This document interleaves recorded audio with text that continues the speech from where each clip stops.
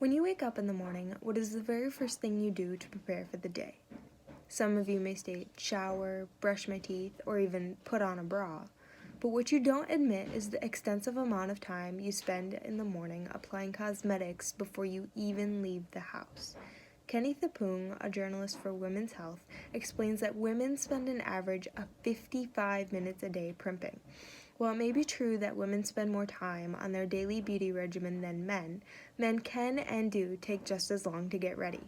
With growing liberality of men's usage of cosmetics, males are beginning to use toners, moisturizers, and lip balms just as much as their female counterparts. Today in this speech, I'm going to give you a brief overview of where cosmetic use was first documented in history, provide you with a little insight as to how the ingredients in cosmetics have changed over the years, and inform you of some of the dangerous and unhealthy aspects that accompany cosmetic use. While I am not in any way a professional makeup artist, I do tend to use makeup on a daily basis. I believe it's important for everyone to know what exactly they are lathering onto their skin. To begin, I want to draw your attention to ancient Egypt. Famous ruler and Queen Cleopatra is one of the best-known women in history and is often recognized for her beauty and intellect. While Cleopatra may have had what we like to call natural beauty, historians and scientists proclaim that her pleasing appearance was, in fact, facilitated by makeup use. Unlike today's vibrant hot pink eyeliner, Cleopatra supposedly wore green or black powder around her eyes. Kate Ravelis, a columnist from National Geographic, explains that the eye makeup was believed to have a magical role in which the gods Horus and Ra would protect wearers against several illnesses. So not only was the queen wearing the makeup to attract admirers, but she was also wearing it to prevent eye infections. Studies in chemical analysis on Egyptian cosmetics has revealed in recent years that the powder actually did fight off bacteria. When lead salts come into contact with human skin, a chemical known as nitric oxide is produced. This is extremely beneficial to human health.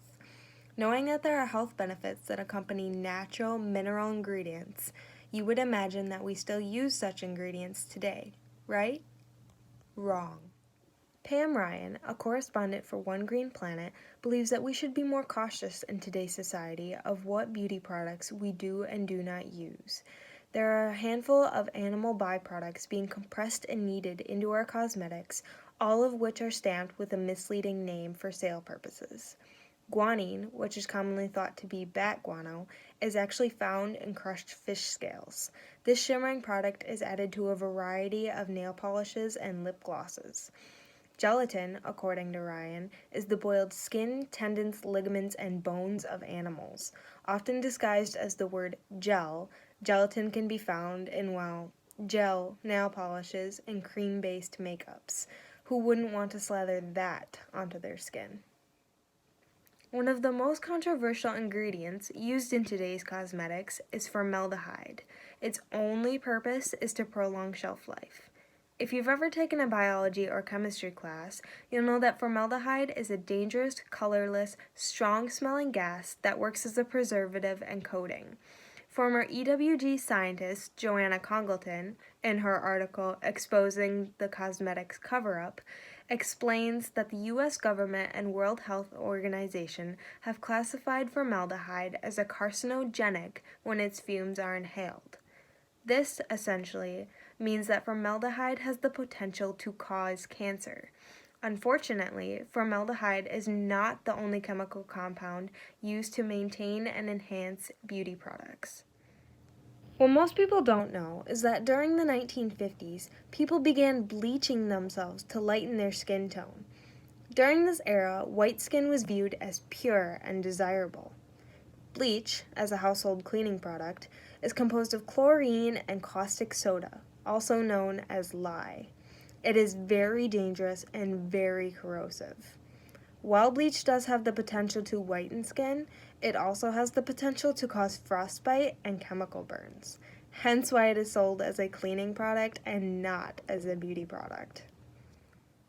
Though it was more common during the Victorian era, mercury is, to this day, used in creams and lotions to eliminate freckles, age spots, wrinkles, and blemishes.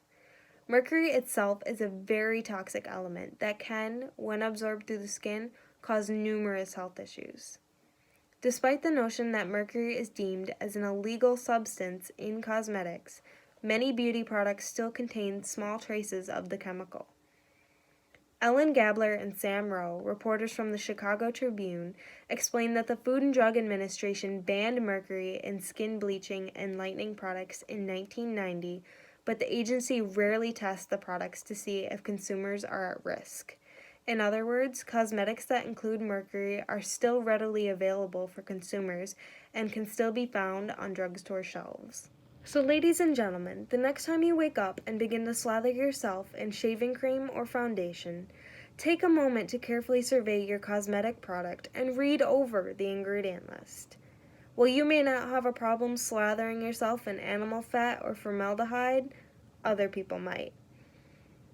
I hope that you have learned a thing or two from this video and have a better understanding of cosmetic history, cosmetic ingredients, and the dangers that accompany cosmetic use.